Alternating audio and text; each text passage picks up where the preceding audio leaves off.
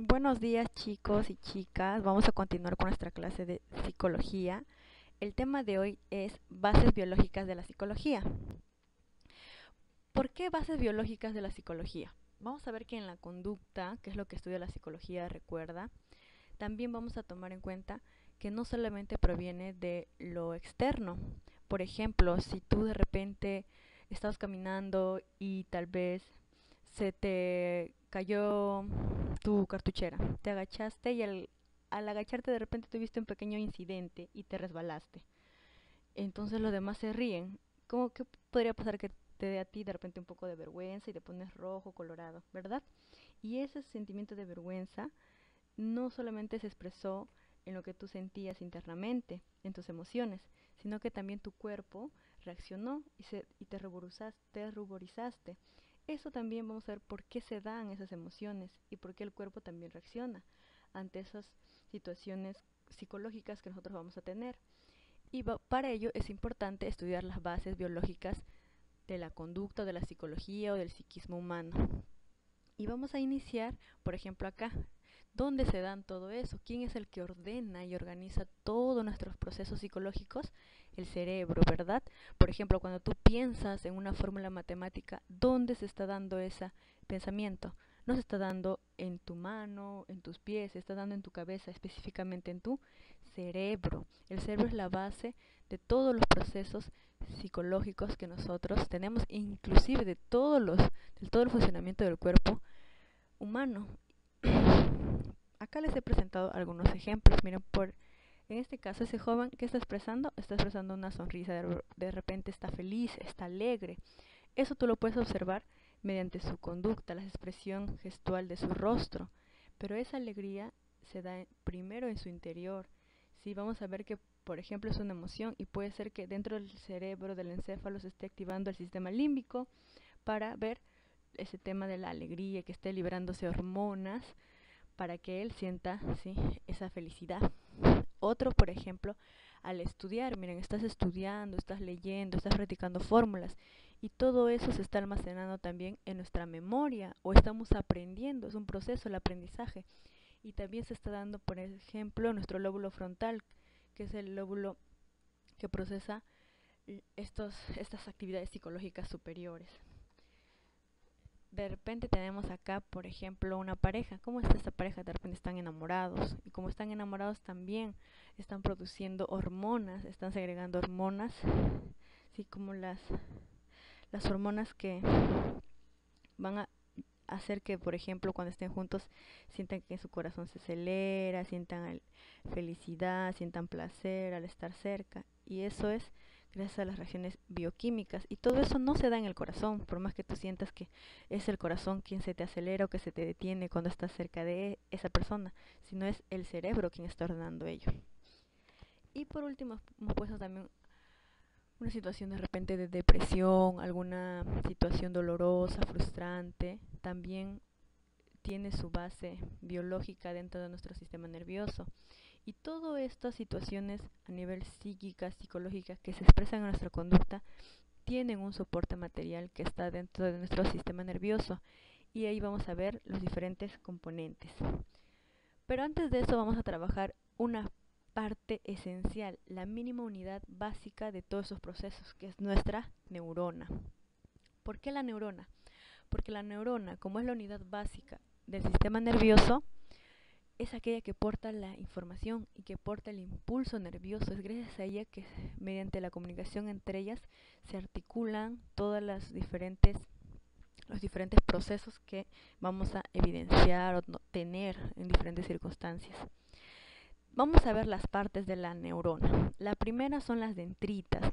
Y las dendritas, ¿sí? Las dendritas son esas pequeñas ramificaciones que están, ¿sí?, desprendiéndose como pequeñas ramitas, pelitos que se están desprendiendo de la neurona. Son un conjunto de fibras ubicados en uno de los extremos de la neurona que reciben mensajes provenientes de otra neurona. Ella recibe información, por ejemplo, tal vez estuviste cosiendo y te pinchaste con una aguja. Información de dolor. Eso lo recibe la dendrita, lo lleva por el núcleo del cuerpo hacia el axón y lo transporta a otra dendrita de otra neurona y así se va formando el impulso nervioso de una neurona a otra. Recuerda que el impulso viaja de dendrita hacia axón. ¿Y qué es el axón? El axón es una larga extensión de uno de los extremos de una neurona que lleva mensajes a otras células a través de la neurona. ¿Sí? Es ese pequeño cordón, el cordoncito que ves ahí, ¿sí? Que parece que está bordeado o rodeado con una pequeña cubierta más gruesita. ¿Sí? Lo de dentro, ese pequeño cordoncito, es el axón. Y lo que está bordeándolo como un pequeño protector es la vaina de mielina, ¿sí? Que básicamente son pequeñas fibras de lípidos quienes recubren el axón para protegerlo. También tenemos los botones terminales del axón, que son las fibras por donde van a terminar y por donde van a llevar mensaje a otra dendrita u otras células de nuestro sistema nervioso. Y tenemos qué es lo que hacen las neuronas, que es la famosa sinapsis. Sí, la sinapsis es un espacio existente entre las neuronas a través del cual se comunican los mensajes químicos.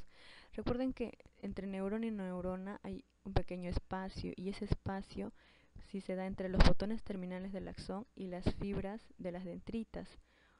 Y entre ese espacio hay reacciones bioquímicas, por eso vamos a ver que existen algunos neurotransmisores que lo activan y hacen que esa información pueda pasar de neurona a neurona, y a eso se le llama sinapsis.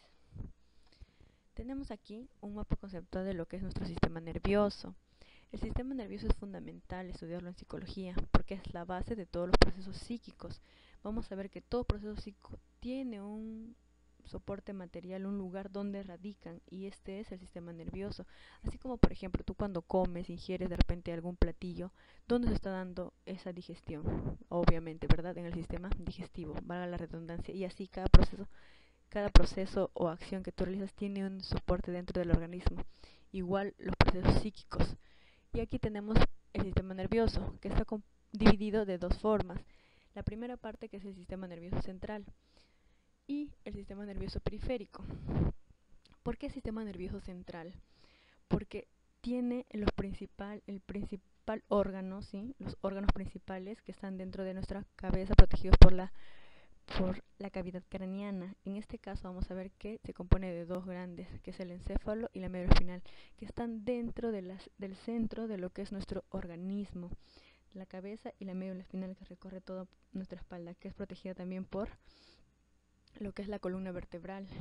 En cambio, el sistema nervioso periférico se va a desprender de todo estos, por ejemplo, de la médula, de la cabeza, con los nervios, y los nervios están en toda la periferia, por ejemplo, las extremidades, lo demás que rodea nuestro cuerpo. Si tenemos nervios en todas partes, ¿verdad? Y eso es el sistema nervioso periférico. Dentro del sistema nervioso central nos centramos en este. Tenemos el encéfalo, que el encéfalo está compuesto por el cerebro, el tronco encefálico, el bulbo raquídeo y el cerebelo. Cerebro, cerebelo, tronco encefálico y bulbo raquídeo. Vamos a ir trabajando cada uno de ellos en las siguientes diapositivas. Y también tenemos a la médula espinal. Dentro del sistema nervioso periférico vamos a ver que se divide en dos: el sistema nervioso somático y el sistema nervioso autónomo.